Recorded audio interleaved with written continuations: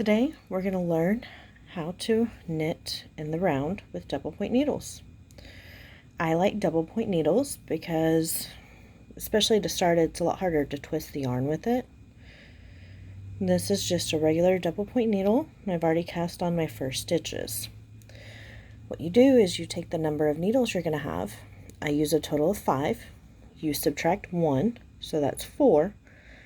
That's how much you divide your cast on stitches by, and that's each one that the needle will have to have.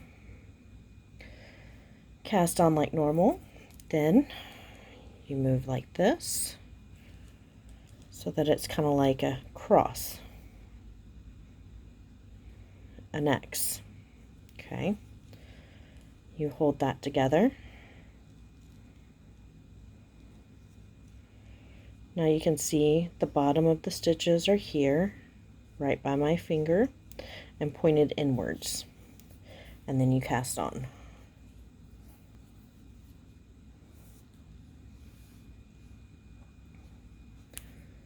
Now we go for needle number 3.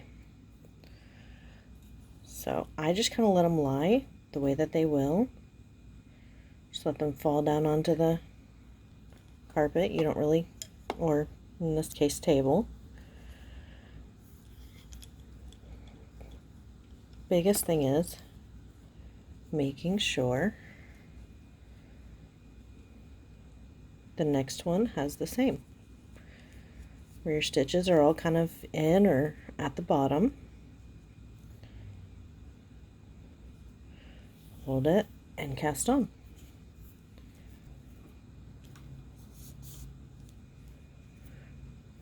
So now you should have if you hold this needle up like a U.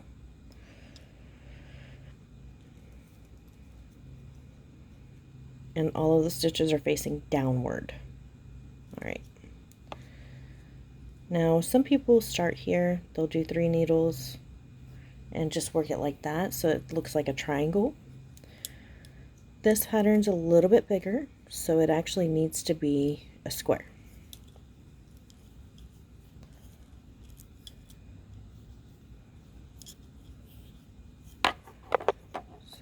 We do the X again, and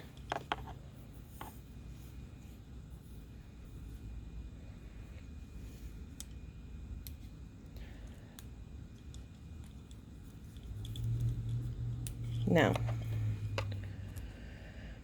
if you join the last one with the first one, it will look like a square. Now you can see this bottom here, they're trying to twist.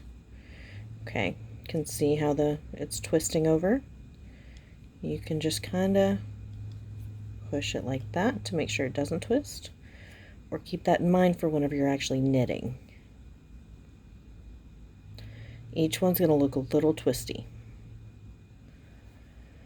So we take our knitting needle. This will be the one that we use to knit, the one without to knit onto for the others. And they'll just kind of rotate out.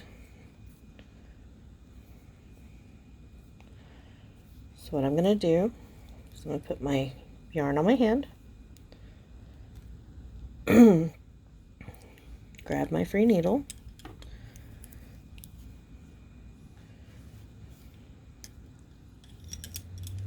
right, turn it around so that here is where the yarn is cast onto. We're going to start with the one that has the actual slip knot on it. Now I always put a stitch marker of some sort there. This one was made for me years ago. And that way you know where to start, where the beginning of the round is. Okay, now as you can tell, my yarn is in the front. I don't really like that all the time, not when I'm actually knitting, so just kind of put it around, push that down through, and you have a knit stitch. Now, on this pattern I'm doing now, it needs a purl first, so I'm going to purl.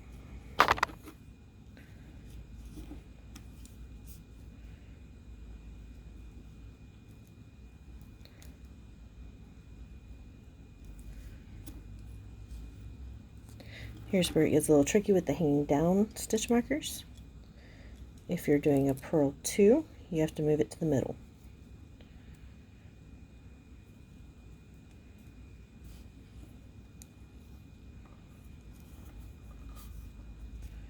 Purl. Doing a rib, so I'm going to knit one.